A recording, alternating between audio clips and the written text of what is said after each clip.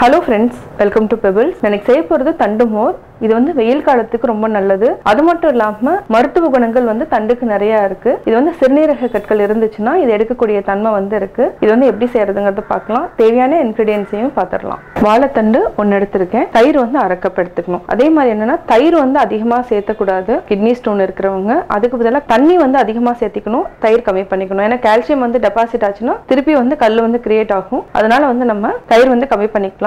தண்டு வந்து என்னன்னா உப்பு தண்ணியில போட்டு வச்சிருக்கேன். இது தண்டு வந்து அதாவது நார் நிறைய இருந்தது யூஸ் பண்ண வேண்டாம்னா நீங்க இந்த மாதிரி நீர்மோர்ல போட்டு அடிச்சு நம்ம குடிச்சுக்கலாம். அந்த மாதிரி யூஸ் பண்ணிக்கோங்க. இது வந்து உடம்புக்கு ரொம்ப நல்லது. கருவேப்பிலை ஒரு கொத்து எடுத்துக்கலாம். 1 டேபிள் ஸ்பூன் சீரகம், கொத்தமல்லி, இஞ்சி வந்து 6 துண்டு எடுத்துருக்கேன். ஒரு பச்சை மிளகாய். இது எல்லாத்தையுமே நம்ம மிக்சியில போட்டு அடிச்சுக்கலாம். இப்போ எப்படி மிக்ஸ் பண்றதுங்கிறத பார்க்கலாம். தண்டு நம்ம எல்லாத்தையுமே போட்டுக்கலாம். சின்னதாகவும் நீங்க கட் பண்ணிக்கலாம். நான் பெருசா போடுறேன். இதுல வந்து நார் இருந்தாலும் பரவாயில்ல. ஏன்னா நார் எப்படி இருந்தாலும் நம்ம வடிச்செடுக்கிறப்போ ஈஸியா எடுத்துக்கலாம். கூடவே தயிர், தண்ணி ஊற்றிக்கலாம்.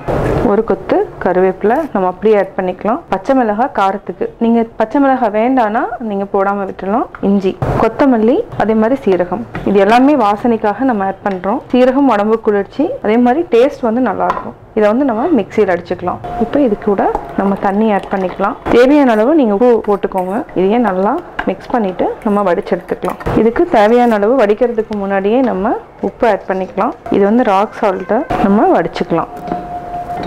இது நல்லா தண்ணி வந்து இறங்குற மாதிரி நல்லா பண்ணி விடுங்க.